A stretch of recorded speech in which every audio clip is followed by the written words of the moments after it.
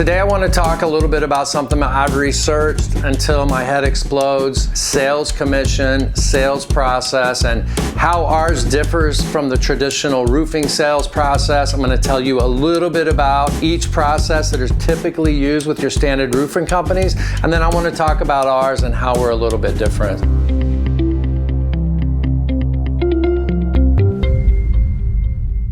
All right, Chicago, welcome back to another edition of our YouTube channel. I'm Jim from Acre Point Roofing. Today I want to talk a little bit about something I've researched until my head explodes. If any of you watched before, you know I'm a little bit of a roof nerd, so I've really nerded out on this, and that is sales commission, sales process, and how ours differs from the traditional roofing sales process. I'm going to tell you a little bit about each process that is typically used with your standard roofing companies, and then I want to talk about ours and how we're a little bit different. I want to go into different sales models. Traditionally, in the roofing industry, there's basically two sales models. One is a percent of sales, which probably everyone can understand, and then there's something also which is more for like storm restoration, insurance work. Some people use the term storm chasers. I think it's a little derogatory, but that's how the second sales model is. So let me give you a breakdown of how they work really quick. So the first one is the percentage model. So let's say you sell a $10,000 job, it's 10K. A lot of times the commission is based on 10%, so obviously 10% is going to be $1,000.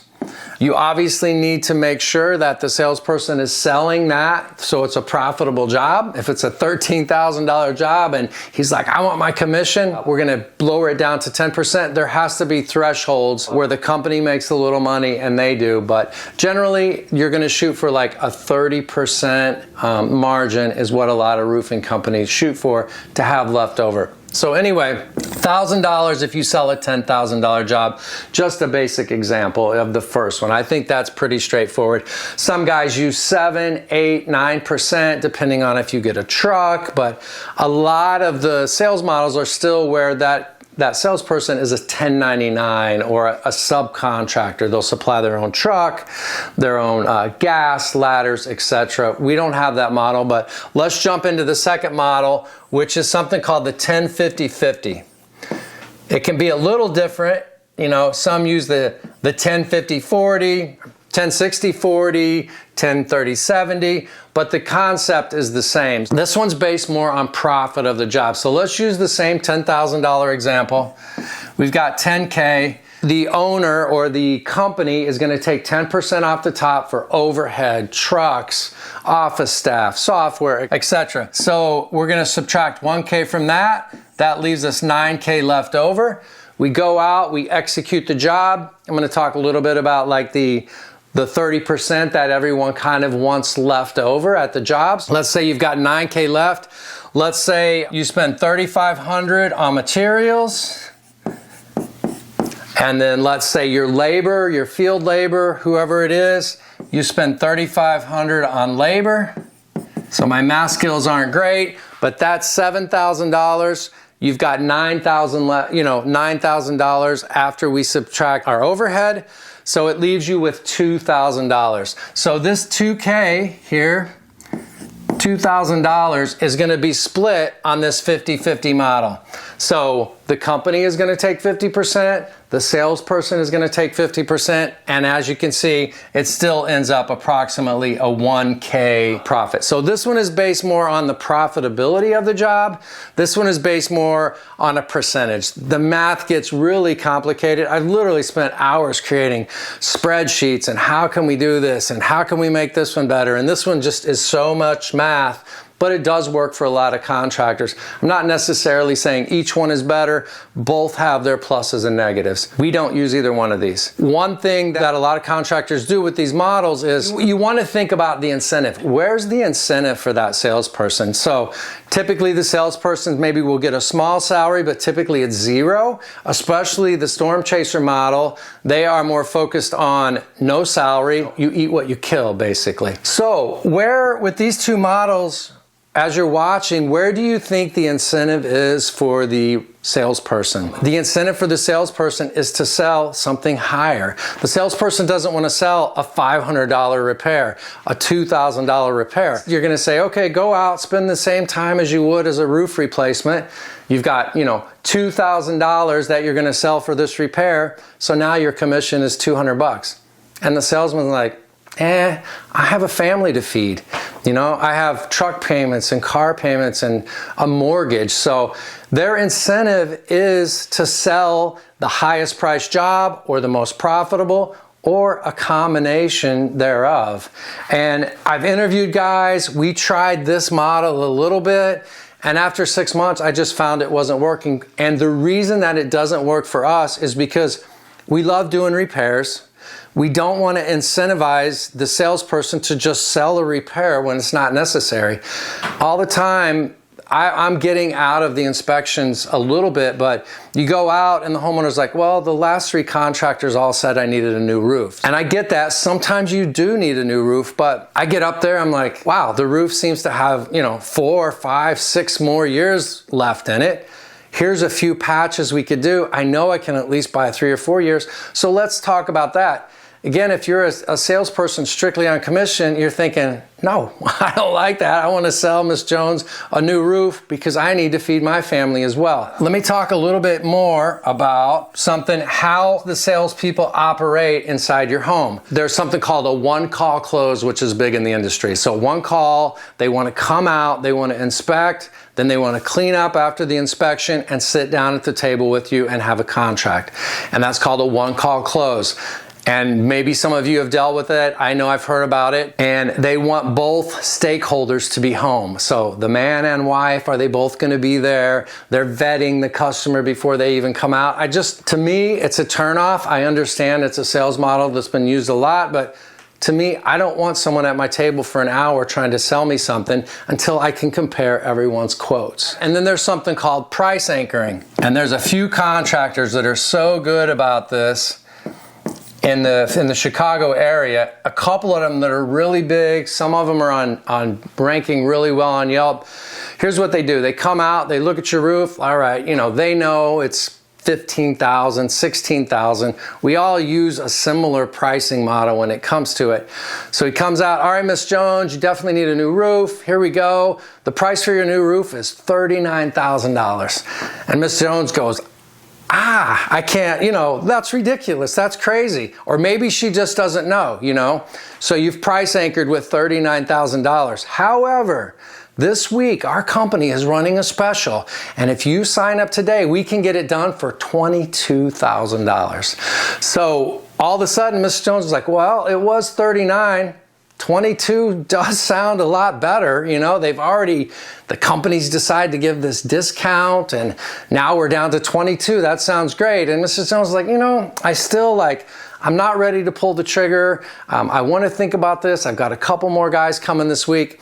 Okay, Miss Jones, I get it. 22. Here's what I'm going to do for you today. Let me call my boss. I'll be right back. Here we go. It's sort of like, I don't want to say that it's like a car salesman because I don't want to bash anyone else's, but let me call my boss. They go outside, they maybe make the call, maybe they don't, and they come back in and like, all right, my boss is really upset with me, but he says we can do it today if you sign today for $18,500. Boy, my handwriting is sloppy. For $18,500. So now they've gone from $39,000 to $22,500 to $18,500. Now the homeowner's thinking, wow, we're almost at half price. That's right, Miss Jones, we are. We need to do this today. Tomorrow the deal's off. My company's pulling that, and I just want to say this model is crap. I do know a couple contractors that do it. There's one really big company in Chicago that just pounds away. They won't leave until you sign or until you kick them out. I'm sure we've all heard these stories. These are the two models. Either one, these are basically what most roofing companies have. So the incentive is sell the roof, sell the replacement, sell the highest price, and let's move on. Here's what I want to talk about with our sales model. We don't really have a sales model. Our model is the inspection model.